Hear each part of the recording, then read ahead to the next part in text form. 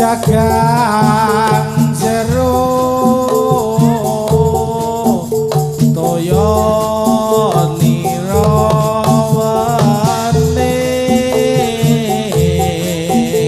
tur pinacak suci gayam turut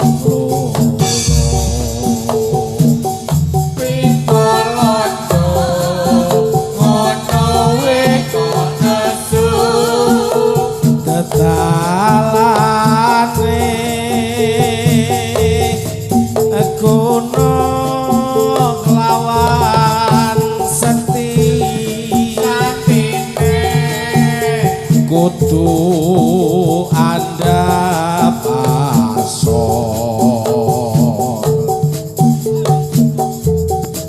wani ngalah luhur wekasan donge wong raduwe tumung kala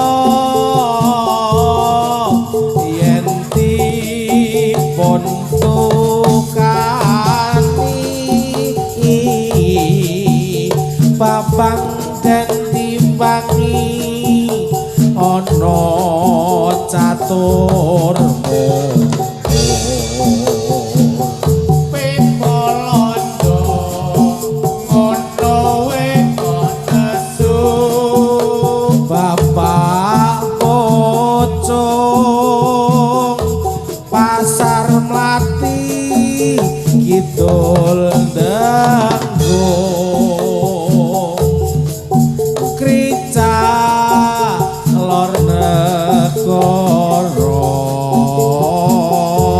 pasar gede loring loji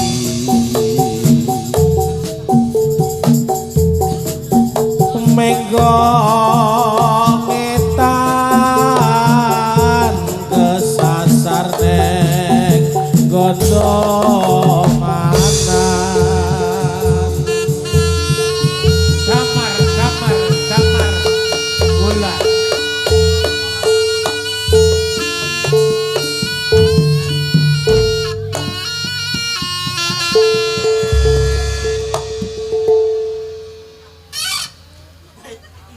Kakang Banjak kula ndara aduh debel ya aduh tenan iki mubeng-mubeng saka Jenggala Manik nggih papan menika saking Jenggala Manik dumugi Curitan nggih Curitan Sidaluhur Budian Sleman nggih wah iki ya aku mongkok banget iki Kakang Banjak nggih ana ing dina iki papan wonten ing Curitan iki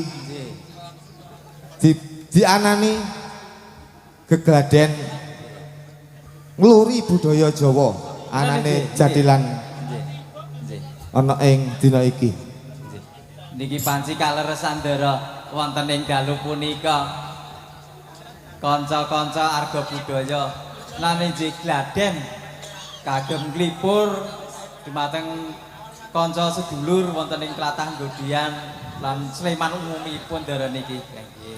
Iya iya Kakang Banjak nggih iki panci senajan to aku lagi nandang sedih lho kenging napa to ndara kok sedih Dalu punika kagem dimeriahaken kagem rengeng-rengeng seneng-seneng guyon parikena kabeh kangge nglipur manah panjenengan lho ndara niki. Nggih. Iya leres. Bener kandamu Kakang. Nggih. Ning tetep wae aku ora bisa lali marang garwaku kinasih nindih Galuh Candra Kirana kang jengkar saka Jenggala Manik Kakang. Panci ndara Galuh Candra Kirana menika sempalane ngati. Ana ming Galuh tindakan mau mbok golek piyai curitan kene kathah ayu-ayu ndara. Haji.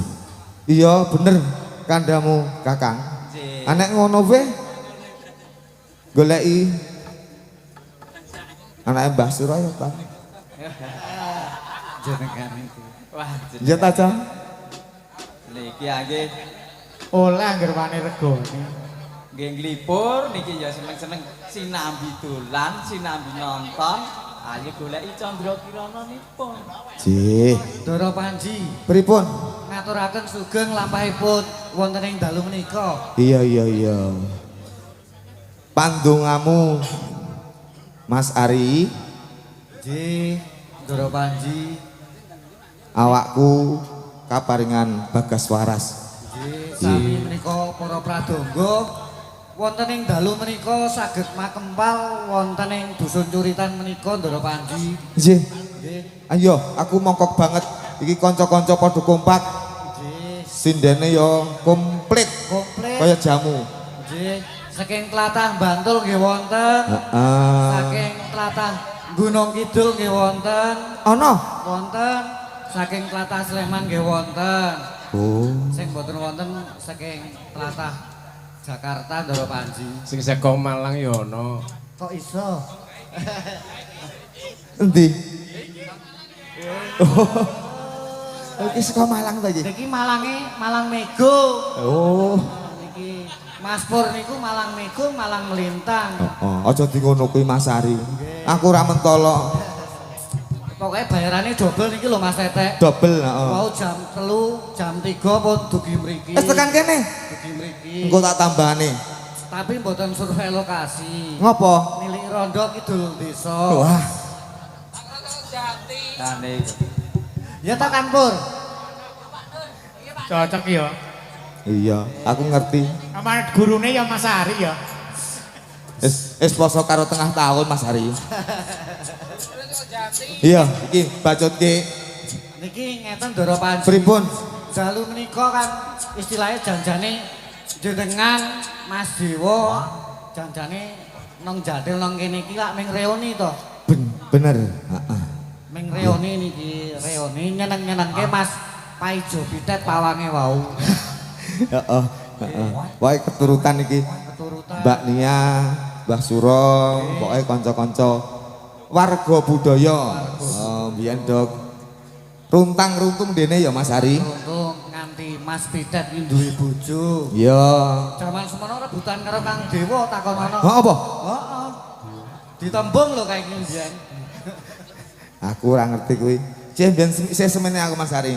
Iya, ditakonono Mas Dewa. Jih.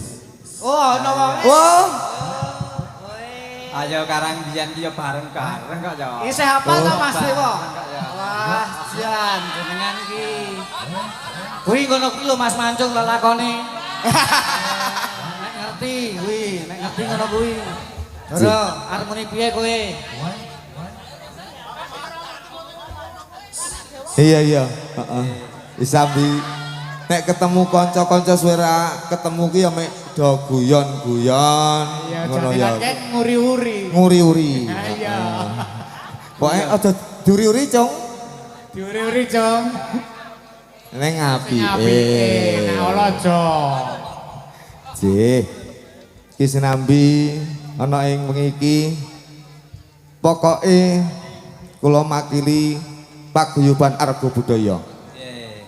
Ingkang sepisan ngaturaken sewu agunging matur nuwun dhateng keluarga Mbah Suro sak putra wayah ugi kagem masyarakat Curitan Sidaluhur Godean Sleman lan ugi matur nuwun dumateng kanca-kanca jadilan warga budaya Curitan nggih.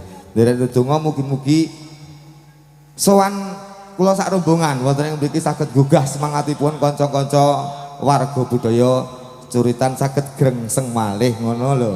Kang Bancak. Grengseng malih tambah sedulure Tambah sedulur. kancane ya. Nggih. Awet enom niku nek akeh kancane, anak ming dhewe njur tuwa. Heeh. Tuwa. Ayo tua. Aku lagi 16 lho, Mas. 16. Nggih. Punjule. Nggih, nggih. Mekatan nggih, heeh. Iki ngene Kakang Bancak. Nggih, pripun Ndara? Kindakane para penonton ya lek sebel karo aku ngono. Nggih, nggih. Nggih, lek sebel karo aku iki lek arep resani Bapak ingkang angka kalih. Nggih, menika pokoke matur nuwun kagem warga masyarakat Dusun Curitan Sida Luhur Godian Sleman. Nggih. Dan kang salajengipun ngene Kakang Bancak iki pokoke awake dhewe lanjutke laku. Nggih, lera-lere ganti. Lelare dadi gawe. Ya monggo sami pirsani lenggah saged jumeneng nggih saged tertib aman. Pokoke goleki Galuh Candra Kirana. Nggih, nggih. Nggih monggo Ndara kita lajengaken lampahipun madosi Candra Kirana. Heeh, mbok menawa ngalor godian berang ngono. Wah, Pesen nek apa? kuwi kelar TGP. Oh, Isih buka apa, Mas? Saya mau Pak Polisi. Oh. Nggih, monggo para padangga.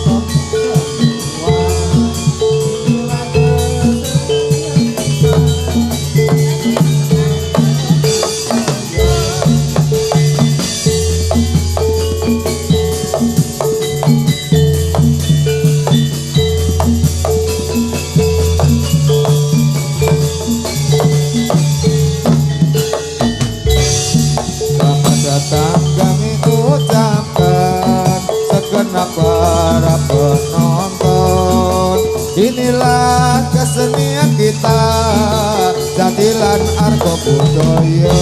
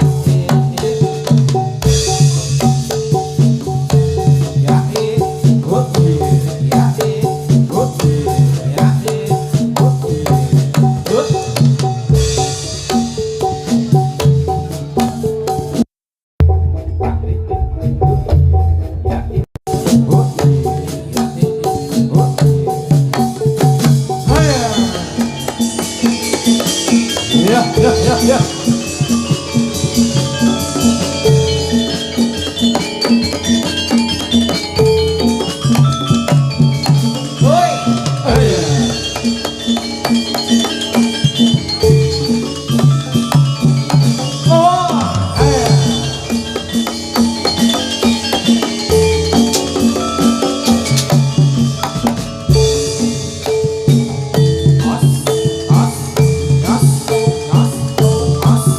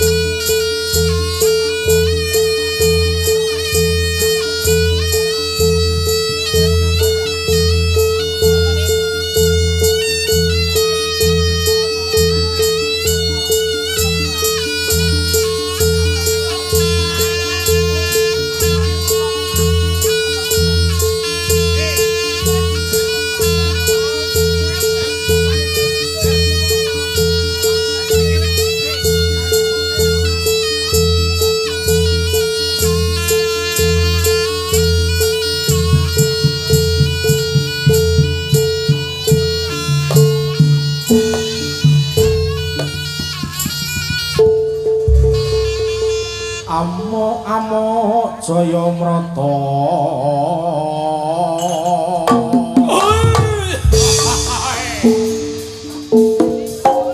singa barong raja kang kirisi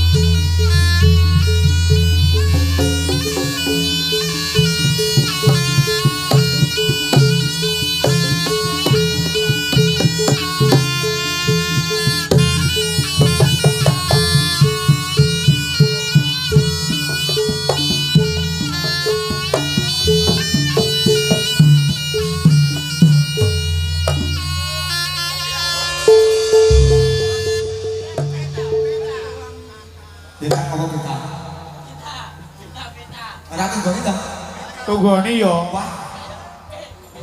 Blakana